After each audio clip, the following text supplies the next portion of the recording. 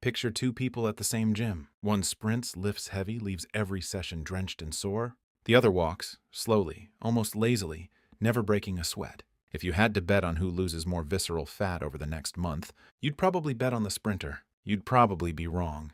That's not a trick question. It's biology. And once you understand it, you'll realize the hardest workouts might be exactly why your belly fat refuses to move.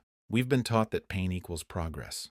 Sweat, soreness, gasping for air. If you didn't nearly die, it didn't count. But your body isn't impressed by suffering. It's impressed by signals. And the signal that unlocks stored fat is almost the opposite of what you'd expect. Stick with me because by the end of this video, you'll have an exact, research-backed walking pattern. And the final piece of it is the one most people accidentally skip, even though it might matter more than the other two combined. Here's the piece nobody explains properly. Your body runs on two tanks, sugar and fat. Which one it burns depends almost entirely on how intense your movement is. When you go hard, sprinting, heavy lifting, an all-out class, your nervous system reads that as an emergency. Emergencies need fast fuel, so your body burns sugar first. Fat is slow and dense. It doesn't get touched. If sugar runs low and intensity stays high, cortisol rises to help break down other tissue and make more sugar available.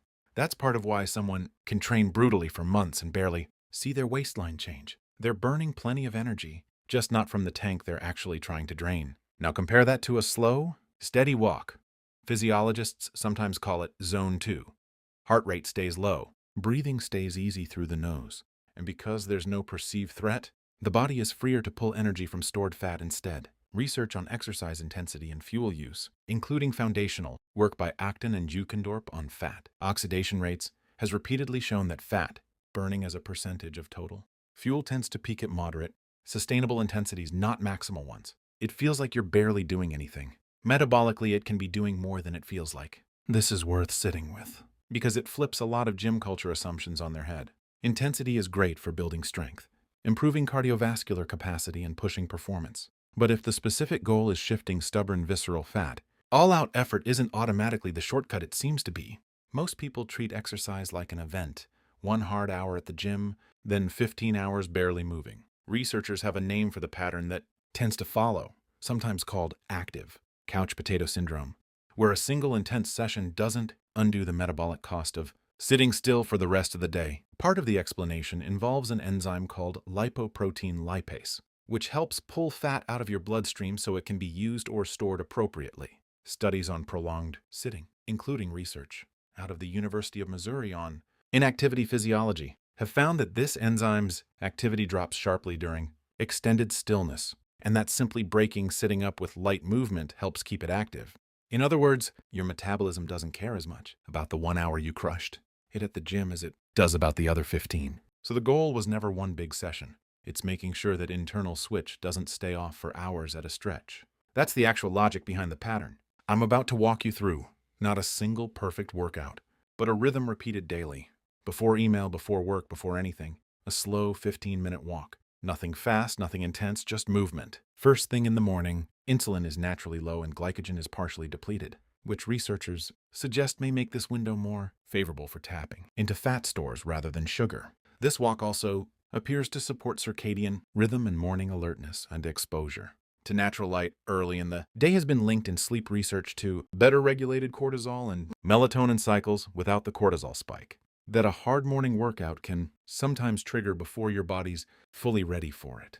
After lunch and after dinner, walk for 10 to 15 minutes. Eating raises blood sugar. Sit still afterward, and insulin has to work overtime to bring that sugar back down. Walk instead, and your muscles can help clear glucose from the blood. With less reliance on insulin, a pattern supported by studies published in Diabetologia and Sports Medicine, both of which found that short walks taken shortly after meals can meaningfully blunt post-meal blood sugar spikes compared to remaining seated. Flatter glucose curves, repeated meal after meal, day after day, are associated with lower insulin signaling overall, and insulin signaling is closely tied to fat storage, particularly around the midsection. It's the repetition that does the work here, not any single walk in isolation. Skipping it once won't undo progress. Skipping it consistently is where the effect disappears. 15 minutes in the morning, 10 after lunch, 10 after dinner, 20 to 30 in the evening, somewhere around an hour of walking total, spread across a day that would otherwise be mostly still. To be clear, walking alone won't override poor sleep. chronic stress, or a diet that's actively working against you. And everyone's body responds differently based on age, hormonal status, and overall health. This isn't a magic override, and no single video can promise a specific outcome for your body. But as a low-cost, sustainable habit grounded in real physiology, fat oxidation favored at low intensity, glucose clearance supported after meals, cortisol regulated through rhythmic movement, it's one of the more evidence-aligned strategies available for anyone who's burned out on high intensity without getting the results they were promised. Here's the part nobody wants to admit. This won't feed your ego. There's no personal record to chase, no soreness to prove you worked hard, no dramatic before and after moment after a single session. It asks for patience and repetition instead of intensity. And for most people, patience is the far harder skill to build. But visceral fat is inflammatory, stress-responsive tissue. It doesn't respond well to being punished into submission. It responds to a body that's calm, insulin-sensitive, and consistently in motion.